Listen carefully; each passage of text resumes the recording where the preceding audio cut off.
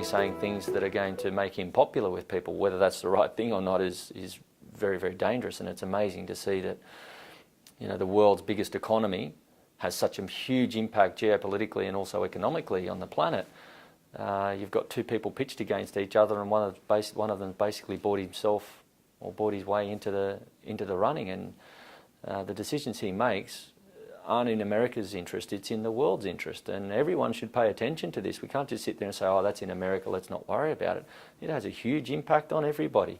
The Chinese are looking at it. The Russians are now starting to increase their rhetoric around what a US election means for them, and this could set us back 30 or 40 years if he gets up. These are issues, and not that we can do much about it. We don't get to vote there, but we should be paying attention, particularly from an investment point of view, because markets don't like uncertainty. So this next month until the US election occurs could see wild volatility, depending on what the poll numbers say. A Trump victory, and you might see markets move very, very quickly downways. If it's showing Clinton, you might get some stability. So be prepared for this next month to see wild gyrations in markets. And as it gets closer, you'll start to see that volatility increase. But if you're looking through that and saying, well, what does that victory mean for Trump, and it detracts from economic growth in the US, that reverberates around the world. Those ripples affect everybody.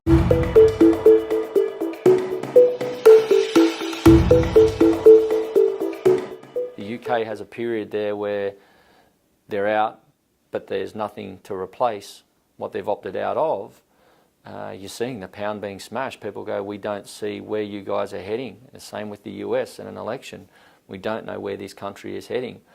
Is it on a sustainable path as it is now, or we get a Trump victory and economic growth falls? Either of those aren't really great outcomes, because there's no alternative to say this is how we're going to rescue the country and put us on a growth path of 3 or 4%. Same domestically here. We don't have those policies to put us on a path of 3 or 4% growth or 5% growth, which is really needed to get us back to where we were pre-GFC. So we're really only floating along that without the government, we'd still be where we are. So the purpose of the government is to really shift the curve, so to speak, and give us even more economic growth and opportunity. And there's not really many political systems in the world who are doing that.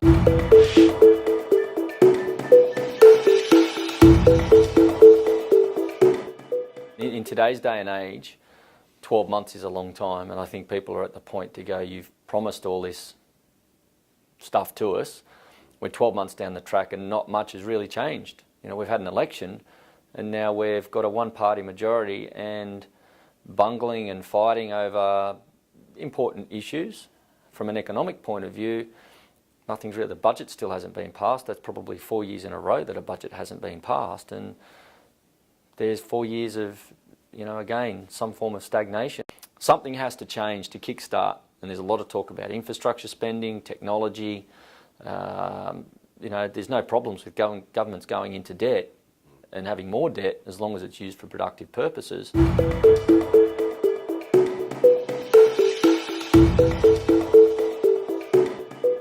I think the message that the banks here in Australia and globally in a fight for profit has said shareholders come first, as opposed to savers and investors.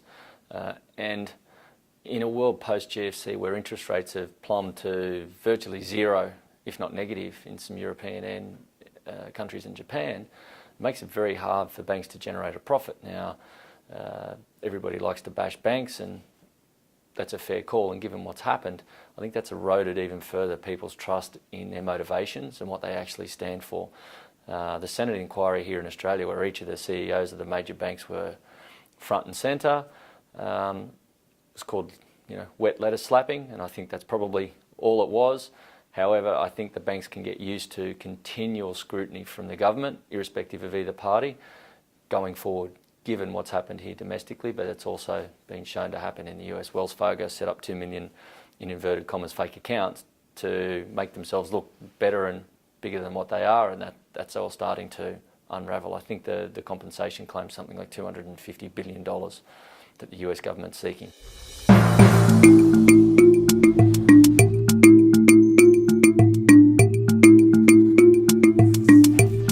So what we're talking about here is, in technical terms, called the fintech or robo-advice. It's known within the industry. Technology starting to replace the role of an advisor. Now, technology generates all sorts of efficiencies. What it can do is use past facts, figures, information to provide a solution for today. But what technology can't do, not yet, can't predict the future.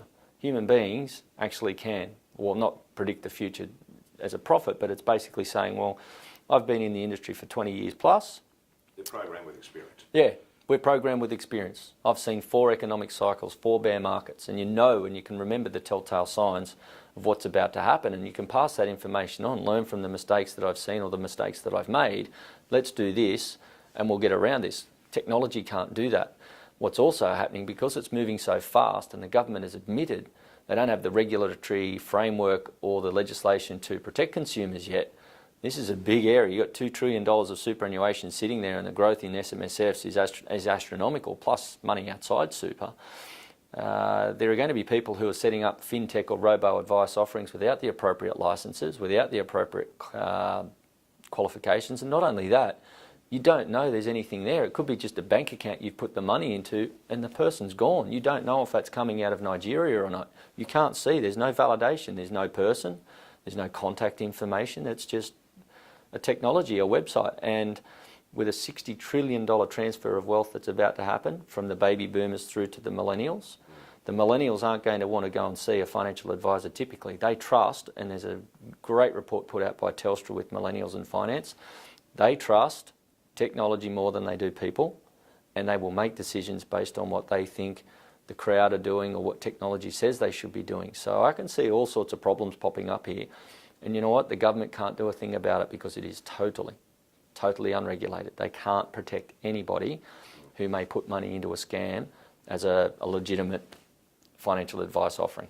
And what you're looking for are advice offerings or financial advisors who embrace technology, providing great end user experience via technology with access to information online, cloud-based solutions, delivery of advice online. But if you pick up the phone, there is a person there and you can speak to them and they can provide their insights. The combination of those two, and we need the technology to deliver that solution to people because it makes our operations more efficient. It means we can focus on the most important thing, and that's diagnosing problems and offering solutions. So, that's what we work very hard at, using technology to drive efficiency in our business and enhance the customer experience, not to just say replace us with technology. We're not at that level yet, and the government certainly isn't at that level yet because they don't have the rules and the regulations to protect people. So be very, very careful.